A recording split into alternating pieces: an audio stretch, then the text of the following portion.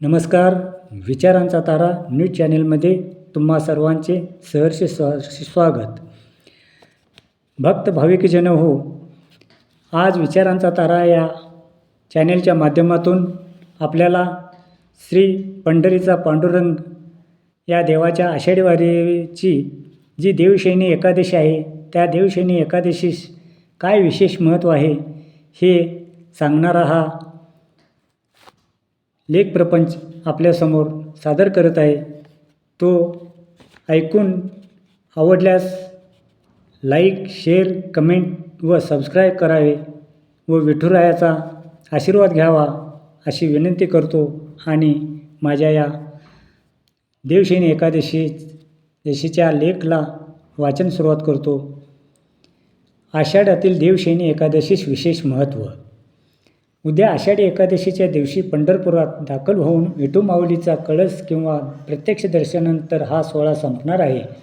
गेले महिनाभर हे वारकरी मोठ्या भक्तिभावाने क्षेत्र विठ्ठल, देवपूजा विठ्ठल असे म्हणत, तहान विठ्ठल, भूक विठ्ठल, झोप विठ्ठल असे समजून घरसंसार विसरून पाऊली चालती पंढरीची वाट असे म्हणत होते. काही वारकऱ्यांची ही 40वी, काहींची 30वी तर काहींची 25वी, तशीच काहींची पहिली तर काहींची दुसरी वारी आहे. त्यांना ऊन वारा पावसाची मुळीच चिंता नाही. त्यांना जळी स्थळी काष्टी पाशांनी फक्त विठ्ठल आणि विठ्ठलच दिसत आहे. आज पंढरपुरात विठुरायाच्या दर्शनासाठी आषाढी वारीला लाखो भाविक दाखल झाले आहेत.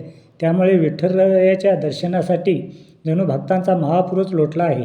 कारण उद्या दिनांक 6 रोजी देवशयनी एकादशी असून भारतीय संस्कृती त्याला विशेष महत्त्व असल्यानेच पंढरपुरात या वारीला भक्तांचा महापूर येतो.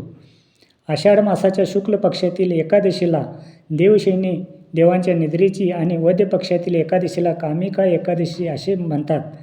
भारतीय संस्कृतीत सन्मार्गाने वागावे, सत्य बोलावे यासाठी मानवाला विविध व्रत करण्यास सांगितले आहे. आपल्या मनातील अशुभ विचारांचे पदोपदी मानवी मनावर आक्रमण होत असते. मानव व पशु यातील महत्त्वाचा फरक नीती आणि तिचे परीक्षण करणारी बुद्धी हाच म्हणावा लागेल. परोपकाराय पुण्य हा जागतिक सिद्धांत महर्षी व्यासाने मांडला असल्याचे आपण जाणतोच, पण त्यानुसार आचरण करणे ही कठीण गोष्ट आहे. याची कमी अधिक प्रचिती प्रत्येकास येतच असते. आपणास प्रयत्नपूर्वक या सन्मार्गदायक महासूत्राचे आचरण करायचे असेल तर मन नावाचे इंद्रिय आज्ञेत ठेवणे महत्त्वाचे म्हणावे लागेल.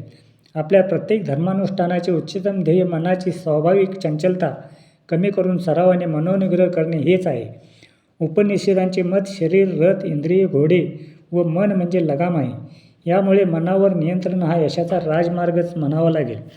10 इंद्रियानंतर आपल्या मनात 11वे इंद्रिय म्हणून शास्त्राने मान्यता दिली आहे. म्हणून एकादशीस भारतीय संस्कृतीत फार महत्त्व आहे. आपल्या मनावर अंकुश ठेवायचा असेल तर त्या दृष्टीने एकादशी दिवशी व्रत करणे फायद्याचे ठरते. आपण कोणतेही व्रत करतो तेव्हा ते मूळ काम्यव्रत असते, म्हणजे उत्तम नोकरी, व्यवसायात प्रगती, सांसारिक सुख यासारखा मुख्य हेतू असतो. त्यामुळे व्रत हे ऐच्छिक असतात. आपल्या उद्दिष्टपूर्तीसाठी दैवी उपासना हा हेतू असतो. मात्र एकादशी व्रत हे श्वासोच्छ्वास करणाऱ्या मानवाने जाणीवपूर्वक आपल्या प्रगतीसाठी करावे. उपवास व हरिस्मरण हा या एकादशीचा अथवा व्रताचा मुख्य भाग आहे. आपण आहारशास्त्राचा विचार केला तर लंघन करणे हे आपल्या शरीरास उत्तम ठरते. जसे शरीराचे आरोग्य निरोगी राहिले पाहिजे, तसेच मनास सामर्थ्य संपन्न करण्यासाठी एकादशी दिवशी हरिस्मरण करणे गरजेचे असते.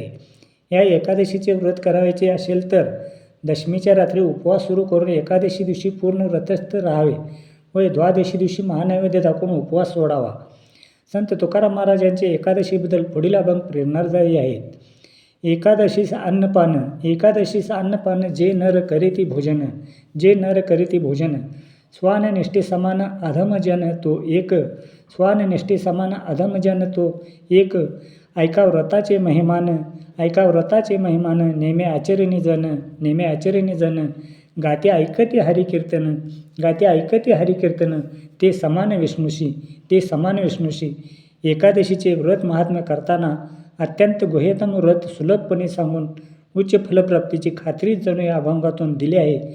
नर का नारायण होण्यास सांगणारा धर्मसिद्धांत केवळ उपवास व हरिकीर्तनाने साध्य होईल अशी ग्वाही महाराज देतात.